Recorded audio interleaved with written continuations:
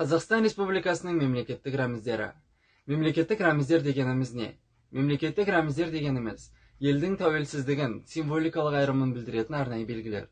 Мемлекеттік рәміздер белгі бір мағына білдіре қана қоймай, өзара үйлесімде орналастырылған жан-жансыз заттардың бейнелерінен құрастырылады. Мұндай бейнелер үйлесімді мемлекеттік елдің арман-мұраты мен өзін-өзі түйсінуіне айқын көрініс береді. Мемлекеттік рәміздер тәуелсіздік нышаны ретінде ерекше қадірленеді, сонымен қатар биік мәртебеге бөленеді.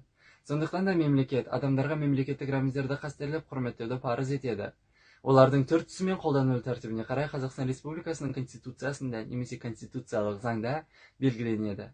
Бұл мемлекеттік рәміздерге деген биік мәртебе беріледі деген сөз, олар заңмен қорғалады. Мемлекеттік рәміздерді қадірлеу және қастерлеу адамдардың, азаматтардың мемлекеттік тәуелсіздігін нығайтуына алып келеді. Сонымен қатар жасөспірімдердің отансүйгіштік сезімін қалыптастырады. Қазақ халқында әрбір рудың мал-мүлікке салатын өз таңбасы болған. Соғыс жағдайында әрбір рудың өз жасағы өз руының таңбасын алып, байрақ ұстап, хан туының астында жиналатын болған. Қазақстан Республикасы өз тәуелсіздігін алғаннан кейін, оның да мемлекеттік рәміздері белгіленеді. Олар Қазақстан Республикасының мемлекеттік туы, Қазақстан Республикасының мемлекеттік әнұраны және Қазақстан Республикасының мемлекеттік ел таңбасы.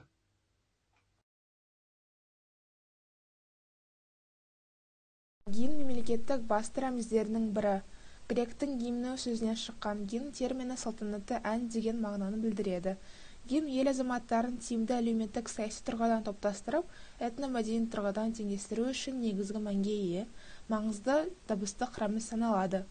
Тәуелсіз Қазақстанның тарихында еліміздің мемлекеттік гимні екі рет 1992 жылы және 2006 жылдары бекітілді. Республика мемлекеттік егемендігін иеленген кейін 1992 жылы Қазақстан әнұранының музыкасы мен мәтініне байқау жарияланды. Байқау қорытындысы бойынша Қазақ КСР гимнінің музыкалық редакциясын сақтау туралы шешім қабылданды. Осылайша Тәуелсіз Қазақстанның алғашқы гимнінің музыкасы авторлары Мұқан Төлебаев, Евгений Брюсловский және Латиф Хамиди болды.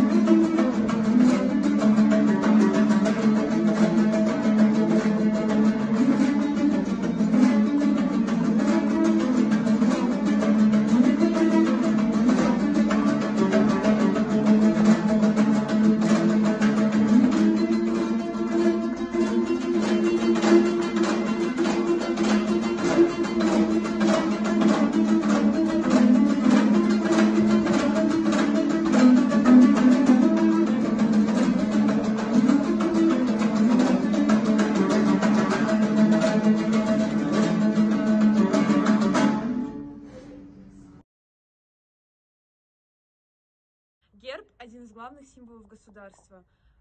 Герб суверенного Казахстана был принят в 1992 году.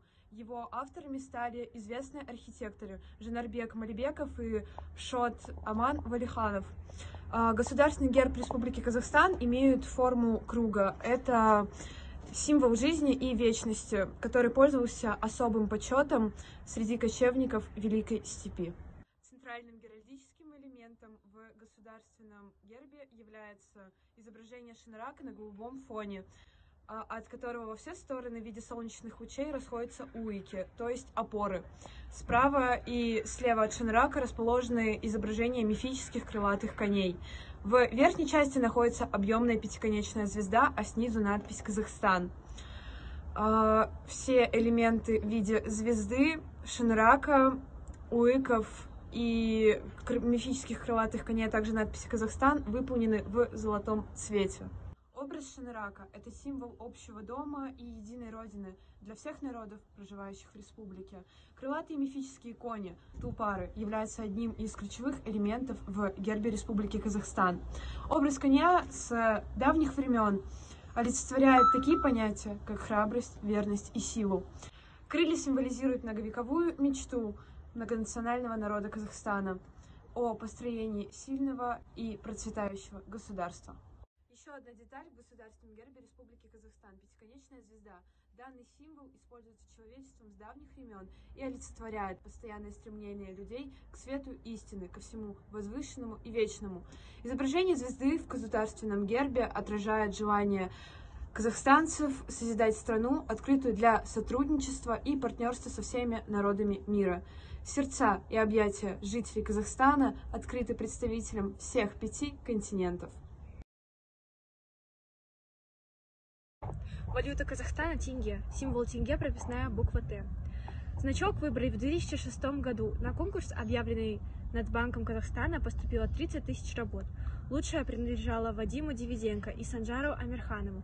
Идея принесла авторам всеобщей сложности $13 тысяч США. Тенге – самая молодая национальная валюта в постсоветском пространстве. Вошла в обращение 15 ноября 1993 года. Были споры относительно названия. Среди вариантов были Ахша, Алтын, Танга, Сом, Сум. В итоге остановились на тенге. Так назвали тюркские мелкие серебряные монеты, которыми расплачивались во времена Средневековья. Дизайн первой создавали вручную при помощи карандаша, акварели, тембры. В Великобритании по эскизам сделали ручные оттиски, гравировки, затем отпечатали банкноты. Небольшой семейной типографии Харрисон и сыновья эта работа принесла известность и золотой знак королевы. Тенге стал лучшим экспортным продуктом Соединенного Королевства.